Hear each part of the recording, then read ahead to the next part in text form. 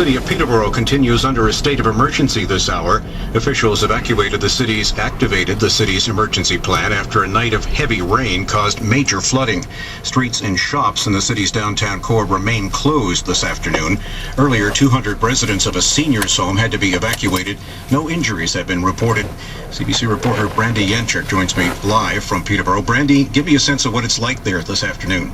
Well, I'm standing here on Crawford Drive, and there's cars on this residential street, and they're just stuck right in the middle of the road. The water is waist high, and people are coming out with pails, and they're trying to get the water out of their basements. I also visited the Peterborough Examiner's newsroom. This is the local newspaper here, and the newsroom is floating. There's garbage pails that are floating, and it's in about a half a meter of water. But they say the newspaper is still going to hit the press tomorrow because the dry part of the building is where the printing press is. I also encountered a man who's devastated because he runs a music school out of his basement, and when he woke up this morning, he found over 10 guitars floating in the water, and also his piano and organ was destroyed. And the local Loblaws as well is flooded, so it's quite a scene here. How would you say that people in Peterborough are coping with this situation?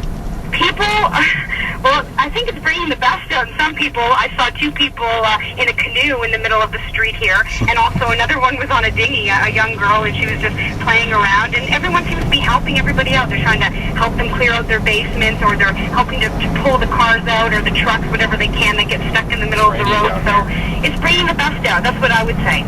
Thank you, Brandy. CBC reporter Brandy Yanchuk live in Peterborough. Now, city officials are asking residents not to drink the tap water or flush the toilets there. There are concerns that untreated sewage may have contaminated the water supply. Transit service in Peterborough has been suspended.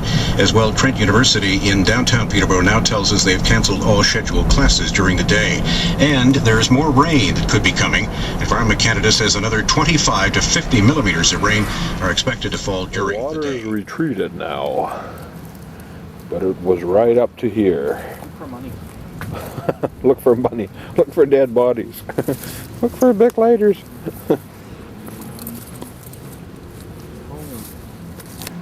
Sure is dirty.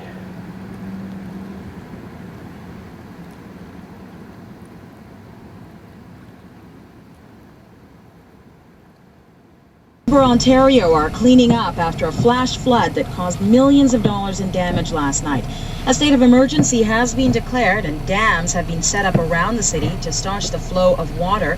No injuries have been reported, although 200 people were forced out of a senior's home when the roof collapsed. Margot Kelly reports. I don't care. Business owners and residents spent much of the day pumping water out of their flooded basements and assessing the damage. Monique Canton owns a clothing store in downtown Peterborough. There's probably 40 grand in merchandise downstairs at least. Computers, fixtures, all our display stuff. Canton had trouble getting to her store this morning. Roads were submerged and cars abandoned in a meter of water. The storm was brief but intense, backing up sewer systems and flooding a major creek. Peterborough's fire chief, Lee Grant, says at the peak of the storm, it looked like you could go whitewater rafting. You actually would be taking your life in your hands to step out on some of the streets downtown. You would not have been able to stand up. The current was moving that fast down. Provincial officials have arrived in Peterborough to assess damage and make sure the drinking water is safe. Several sewage treatment facilities were flooded, causing the escape of untreated sewage into the local river. Margot Kelly, CBC News, Peterborough.